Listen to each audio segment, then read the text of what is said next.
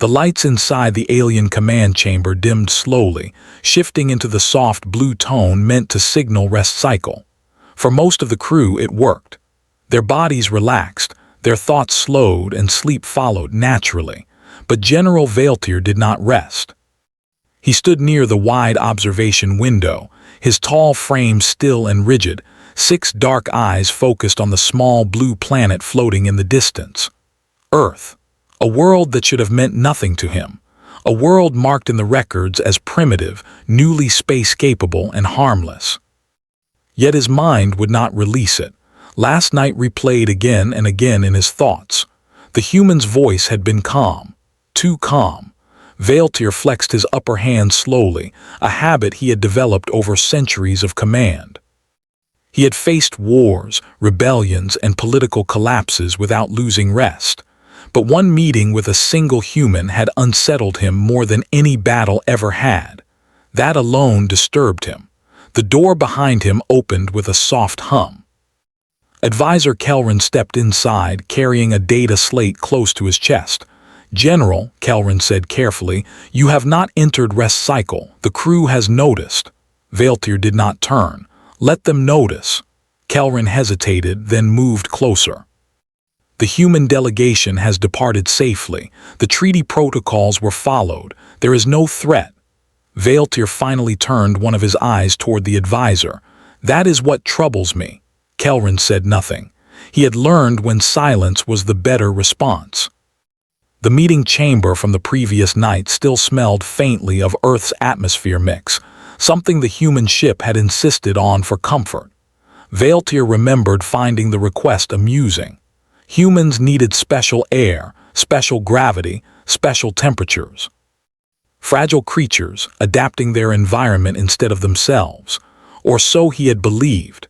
The human ambassador had entered the chamber without armor, without visible guards, just a simple uniform and a small device at his wrist. His name was Elias Monroe. Short, soft-skinned, slow-moving. By Dominion standards, unimpressive. Valtier had been confident. He had begun the meeting with what he believed was generosity. The Krell Dominion did not often offer protection to newly discovered species. Usually such worlds were observed, catalogued, and left alone unless they became inconvenient. Earth, however, sat near several important trade corridors. Its position made it valuable, dangerous if unmanaged. Valtier had explained everything clearly. Humans would be protected under Dominion oversight. Their military expansion would be limited. Certain research areas would require approval. Interstellar travel would be monitored.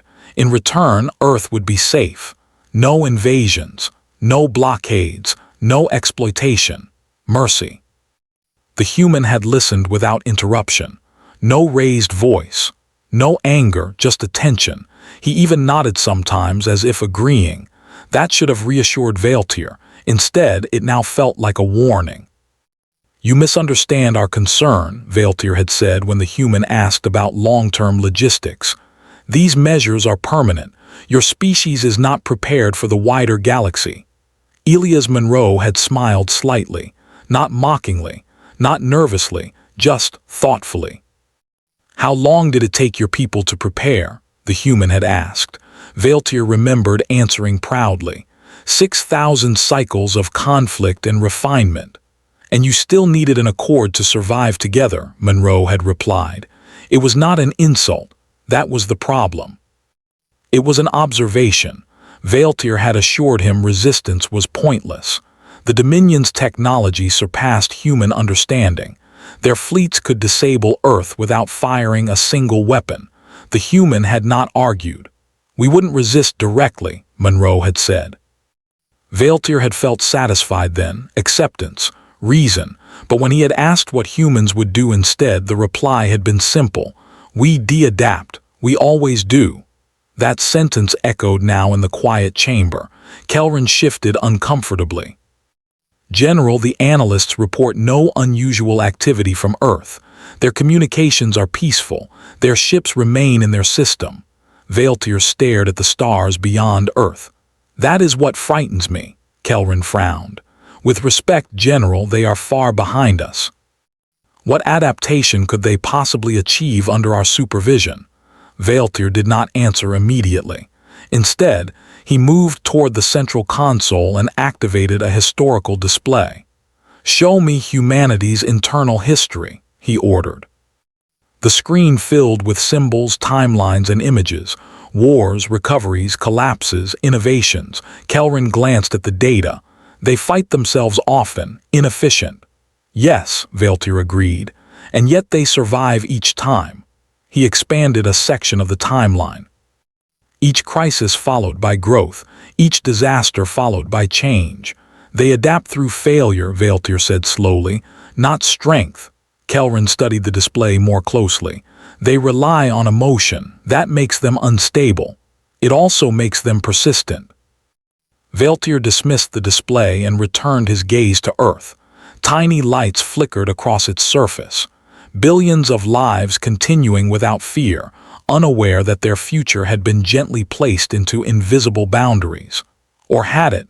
The Dominion had seen this before. Young species given guidance, limits, and time, most accepted it, some resented it, none truly escaped it.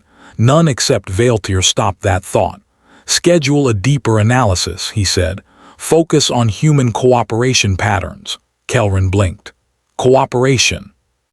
Should we not analyze their weapons research? They are not thinking about weapons, Valtir said. At least not first. Kelrin hesitated. Then what are they thinking about? Valtir remembered Monroe's questions. Supply chains, shared systems, compatibility. They are thinking about everyone else. Kelrin's expression shifted. You believe they intend to influence other species. I believe, Valtir said carefully, that they do not see this as confinement. He turned away from the window at last. They see it as a challenge.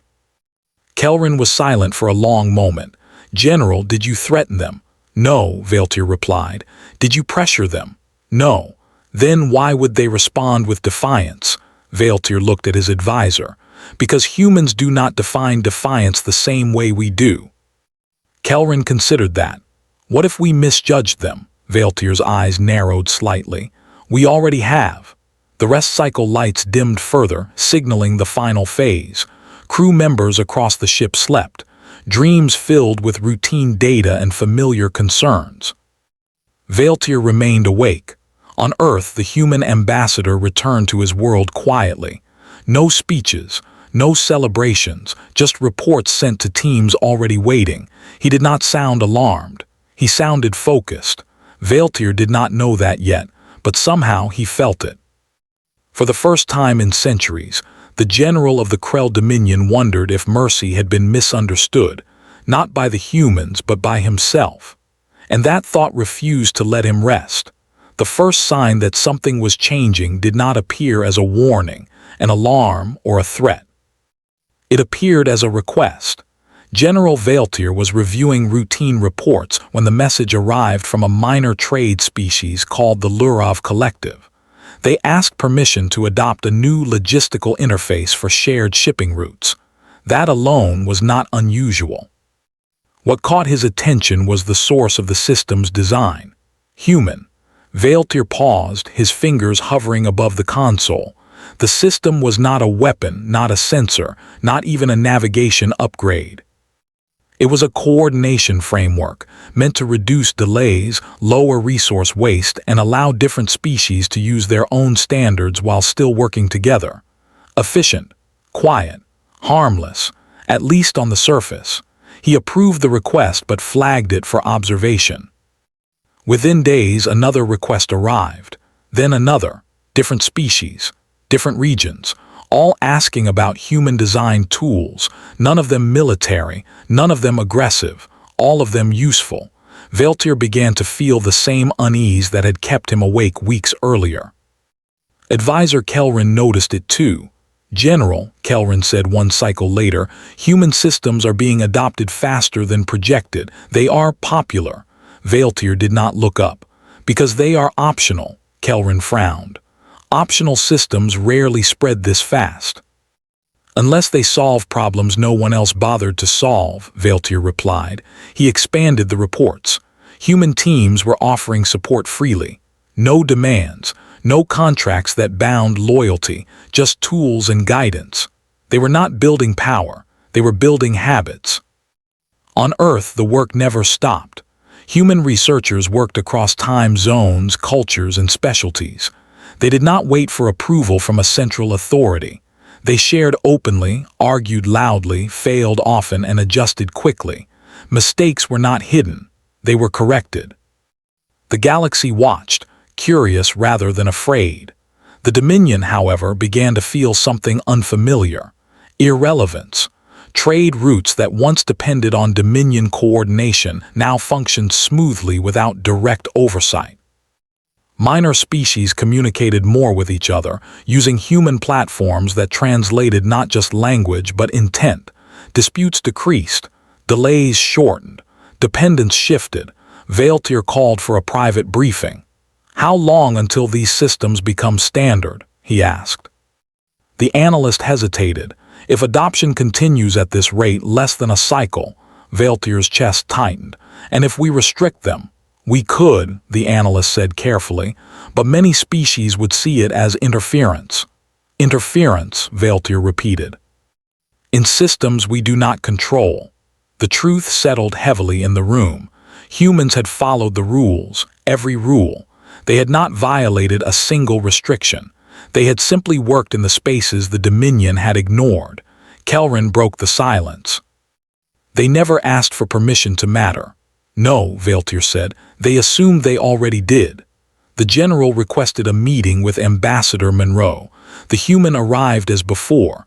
No guards, no display, just calm eyes and an attentive posture. "You said you would adapt," Valtir said, skipping formalities. Monroe nodded. "We did." "You have altered the balance of interstellar cooperation," Valtir continued. "Without force, without challenge." "We didn't alter it," Monroe replied gently. "We joined it." Valtir studied him closely. "You made yourselves necessary." Monroe considered that. "We made ourselves helpful." "That is the same thing," Valtir said. "No," Monroe replied. "Necessity creates resentment. Help creates trust." Valtir felt something shift inside him. Not anger, not fear, respect. "You were never confined by our limits," Valtir said slowly. Monroe smiled, small and honest. "Limits tell us where to focus." Silence followed, not tense, thoughtful. "You could have challenged us," Valtir said. Monroe shook his head. "Why fight the strongest force in the galaxy when we could support everyone else?" Valtir exhaled slowly. "You misunderstood our mercy." Monroe met his gaze. "No, General, we understood it perfectly. We just didn't mistake it for permission to stop growing." The meeting ended without threats, without demands. Afterward, Valtir stood alone again, staring at Earth. This time he felt no unease, only clarity. The Dominion Council met soon after. Long discussions followed. Data was reviewed. Projections adjusted. Earth's classification was changed quietly, from developing species to structural keystone civilization. No announcement was made, no ceremony held. Humans did not ask for one. They were too busy working. Valtir finally entered rest cycle that night. True rest, deep and unbroken. His final thought before sleep was simple. Power that demands obedience fades. Power that helps others endure does not. And somewhere on a small blue planet, humanity continued to adapt, not because it was threatened but because it was who they were.